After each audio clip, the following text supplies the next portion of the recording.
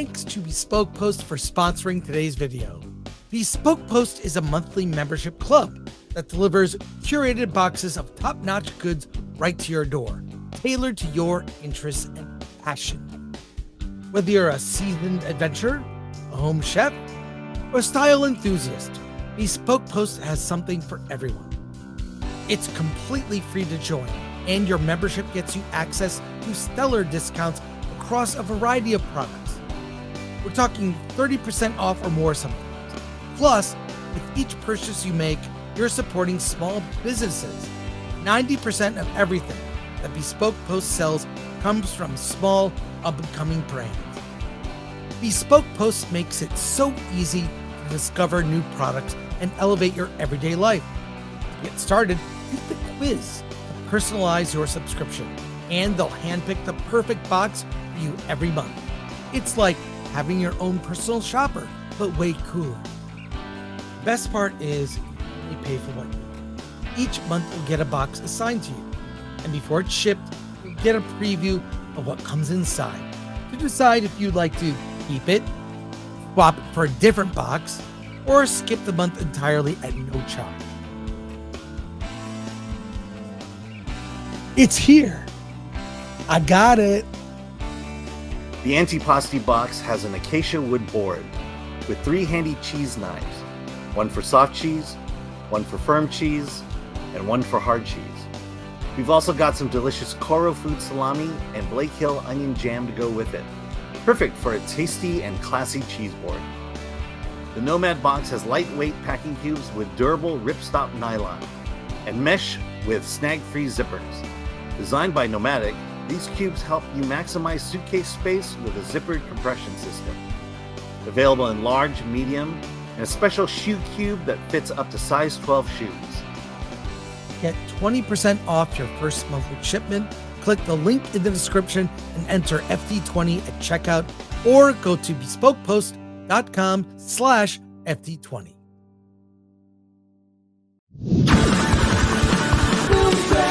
Let's talk about Matt Walsh's Am I Racist? We reviewed What is a Woman a year or so ago. It got very well reviewed on both Film Threat and on our YouTube channel. And to join us, was great, by the way. Thanks, everybody. Yes, thanks for your comments. We were one of the few outlets to review that film. I think there were only 5. And we may end up being one of the few outlets to talk about Am I Racist? So to help us with the review is our friend Dante James from Verbal Riot Show. Just got monetized on YouTube, so we're happy to have him here with us. You and I, Dante, saw the film last night at a screening. It was an afternoon. There were like maybe 10 or 20 people there. Wasn't packed, but first impressions from both of you, Alan and Verbal, about the movie. What did you think? Yeah, man, look, I take Matt Walsh with a grain of salt. You know what I mean? I follow him on X, and some of the things he says I agree with, some of the things I don't. So I'm pretty unbiased when it comes to this guy. I think he's right half of the time. But when it comes to his filmmaking, man, I got to give the guy credit. He's not bad, man. What is a Woman was really good. I reviewed that movie. I gave it a good review. And I think this movie, Am I Racist, is 100 times better than What is a Woman. I couldn't stop laughing. I laughed through the whole film, and I'll be honest, I haven't seen a film this year where I've laughed through the whole film. I thought it was hilarious. I thought he nailed it. Obviously, some things are pretty tongue-in-cheek, but it was the way he trolled these people was on a level of Borat. It was like Sacha Baron Cohen, the way he was trolling these people, man. And I feel like, look, man, if a very diverse audience saw this movie together, they would laugh together. They would enjoy this movie together. I don't think there would be people sitting there in a huff and a puff, angry that he dared to tackle this topic. I think everyone would just enjoy themselves and laugh at it, because he points out how ridiculous all of this is. And I think he conveys that pretty well in the film, especially the Jussie Smollett thing, which I'm sure we'll talk about. Yeah, I mean, it's basically Matt Walsh thinking, hey, I never thought about racism in the 90s. I mean, notice someone's ethnicity, but I didn't think about it. You meet people, you treat people as people. So he goes on a journey. The first thing we see, he does a DEI training where he pretends to be Steve to just see what these trainings are like. Then he goes and he gets DEI certified, and then he starts his own DEI training seminar called Do the Work Workshop that is hilarious. And it's an actual website. I'll bring it up. It's fun. Oh, It's Do the Work Workshop is like a real thing that he did. And he mocks how people are basically capitalizing and grifting off of racism, right? He even interviews a guy who wrote a book about like that this whole thing is like a myth. There's not rampant hate crimes across America. They just get reported way, way more. And so it's kind of a myth. And he has to go undercover. He puts on a man bun and like it to kind of dress like someone who looks like they're woke. He like wears shoes with no socks, does everything he can to like disguise himself. It's a stupid disguise. And the situations he puts himself in are so funny. One of the two big moments, he does the race to dinner. They have white women get together, and these two women run this thing. They're women of color, a black woman, an Indian woman, and they talk about, they basically tell them they're all racist and they're all POSs, right? And basically you're berated for being racist just because you're white. And Matt Walsh basically is a waiter during this and insinuates himself in the situation. We were dying. It's so funny. And he interviews Robin DiAngelo, who wrote the book White Fragility. And here's the thing. He doesn't trick anybody at all. What he does is he pays them to get Robin DiAngelo to be in the movie. He paid her $15,000 to be in the film. And that moment, oh my God, we were dying. I mean, there's so many great moments. It's not movies like Hour 40 Minutes doesn't overstay its welcome. However, there is a post-credit scene that is so good after the credits, a post-credit scene that is amazing. So, strong recommend, 9 out of 10 for me. A great doc that doesn't force any ideology on you, just says, hey, let's question this. Mm-hmm. And as a Gen X, I question everything. So, Alan, what did you think? Yeah, I mean, you mentioned it there. He's not preaching; he's questioning. He's asking questions to these people in a way that calls out their hypocrisy, calls out the way that they speak out of one side of their mouth and then the other. I mentioned it on Wednesday, but the whole Moana thing, where the expert says how she, how girls today are drawn to the white Disney princesses, and Matt says that his daughter actually likes Moana and then wants to dress up as her for Halloween, and then the expert says, oh, you can't do that because that's cultural appropriation. I mean, this happens throughout the entire movie, where he's just calling out one hypocrisy after the other, and he's also calling out the grift. There's one expert who is kind of on the anti-DEI side. You mentioned him, where he talks about the myth of hate crimes. The book is Hate Crime Hoax. Yeah, and he has one quote in here that I'm going to loosely quote. He basically says, the demand for racism far exceeds the supply of racism. Meaning that, growing up, I'll be absolutely honest, I never thought about racism throughout my life until I got to college, when I was being taught about racism and the things I don't see. And this, there was what this movie just shows is that there's this simple theology of life that I have, which is love your neighbor as yourself. But now when we insert racism to that, we're inserting things. It's like, yeah, you could love your your black neighbor as yourself, but the reality is you have all these microaggressions, you have this systemic racism, you have all these things to complicate it.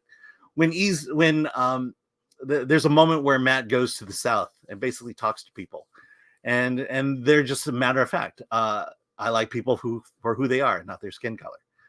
To me, what's important is how I'm treated by a person, how I treat them. We've lost the simplicity of life, and we've overcomplicated with things like microaggressions and systemic racism and the patriarchy and all that stuff.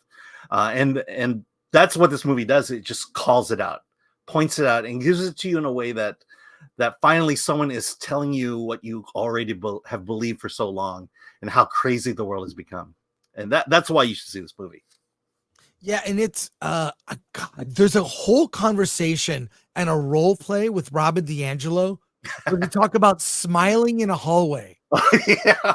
Like, you smile too much, you're kind of mocking me. Or you're like, you didn't smile, like, why did you not smile? Yeah, you're being dismissive at that point. Like, I'm gonna go to human resources. It was so good. Here, the Do the Work workshop actually is, here it is. It actually exists. This is it. It's I don't know if you can see it there. They created it. I mean, it's a website now to like promote the movie. But do you over smile? Don't over smile. Hello, colonizer. You are racist. But how racist are you? On a scale of, look at the scale here. Oh my God. This is so funny. What's really funny is the people that he basically trolled in the show, they all deleted their Twitter accounts, their ex accounts. Right. Yeah. Including Robin DiAngelo. She's horrified yeah. She was in it. Racist relics of colonialism and you. It's got coffee, a picnic basket, alarm clock, a curling iron, peanut butter, a degree. Oh my God. It's just eggs.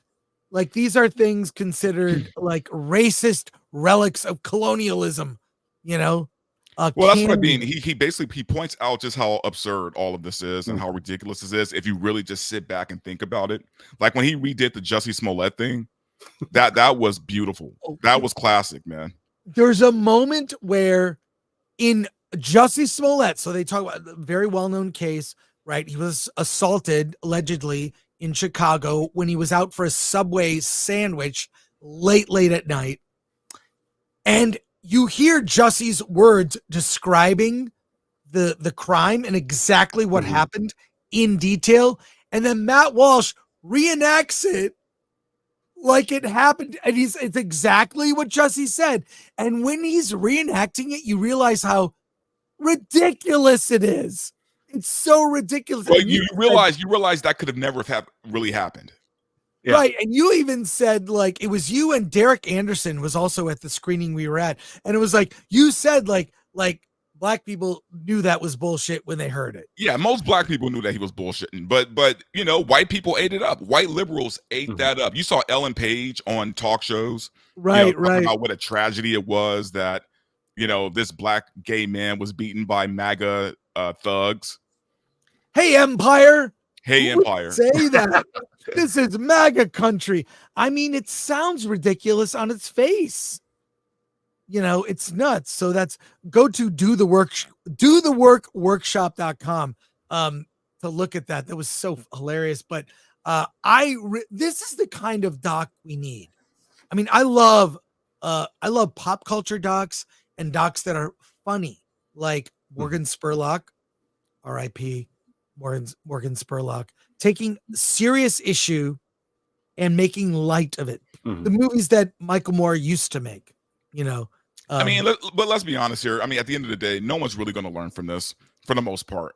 People who are against Matt Walsh, who are against, people like us, basically, they're going to continue to be woke. They're going to continue to smell their own farts. They're going to continue to believe that they're on the right side of history and that Matt Walsh is making fun of marginalized people. They're going to continue to believe that. It's not really going to move the needle. But what I will say is, if you want to be entertained, if you want to laugh and have a good time at the theater, go watch Am I Racist? Because it's funny. I'll tell you the value. I'll tell you the value of this movie, because watching it, it just made me constantly think to myself, I'm not crazy. I'm not the crazy one. Yeah. This what he's pointing out is exactly what I felt like was wrong with this whole anti-racist movement, and he calls it out. And I just want to say, when I was telling Dante to lower the gain and volume on his, it was a message from Glenn, our producer. I wasn't trying to silence Dante's voice. Oh no, I get that. I just want to point that out. Yeah, So, I think you removed as much whiteness from that as you could, and I hear you and I appreciate it. I can't believe how much laughter there was in the theater. The fact that we can like laugh about it, and like just make light. It was, oh my God. But you know what's funny is me and Derek were talking when you went to the bathroom, Chris, about how, and I think this gets overlooked a lot, man, about how big of an industry racism is. Mm-hmm. Yeah. Racism is an industry, man. There are people eating off of racism right now. Remember that girl who called out the guy in the library about having a Chick-fil-A in his, the racist symbol of Chick-fil-A. And I think she got $2,000 for doing this documentary. Yeah, I mean, racism is big money, and the more you can keep it going, the more money you're going to make. Me and Derek were like, man, we feel like chumps. We're sitting here trying to make an honest living when we could be race hustling, making big money. Well, you know what I mean? Let's put it this way: some people are getting their reparations, and other people are not. So, Dante, yes, Dante, if you want your piece of the pie, you better get in the game. No, really, I feel like a chump, man, trying to do this the honest way. Like, I feel like I should be out there hustling and calling racism on everything and getting my DEI certificate. I should be doing all that. Well, we will discuss it further with the group on Versus on Monday. But Dante, see the movie, and we'll spoil it on Monday. Yeah, we'll do more on Monday. But Dante, you are going to do your own review on your channel. Yes, Verbal I am. Riot Show. Okay. A very thorough review. There will be a link to Dante's channel, or check it out, Verbal Riot Show. But I think we all three, this is a very diverse review. Mm-hmm. I just want to point out the review is diverse. And I give it a 9 out of 10. What about you guys? Let's just say that I gave it 8.5. But in terms of diversity, yes, the skin color is diverse. I'm not sure about this movie. Yeah, I mean, for me, I give it an 8, a solid 8, though, a very solid 8. And I just think it's a funny, good popcorn movie. But you will learn a little something. But for the most part, you're going to laugh. You're going to laugh your ass off through the whole film. Yeah, I can't wait to see what he tackles next. I mean, he's taking like these issues that are like, this is crazy, right? I'm not crazy for thinking this. I'm glad you pointed that out, Alan. But yeah, really, you know what? I even love the costume, right? The woke liberal costume, the man bun and the skinny jeans. Yeah.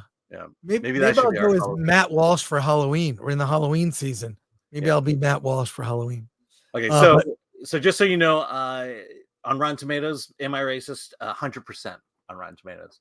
Wait, how many reviews? How many reviews? With 4. They finally added my review, so now it's at 4. But it's 100%. Okay. Yeah, and for it's 99% on the audience score. So if they can get some more critics to like it, it might be certified hot. Well, there you go. Well. Okay, so across the board, positive reviews from us. So check it out while it's in theaters in wide release. That's amazing. Take a date. Yeah, you'll laugh. Take the whole family.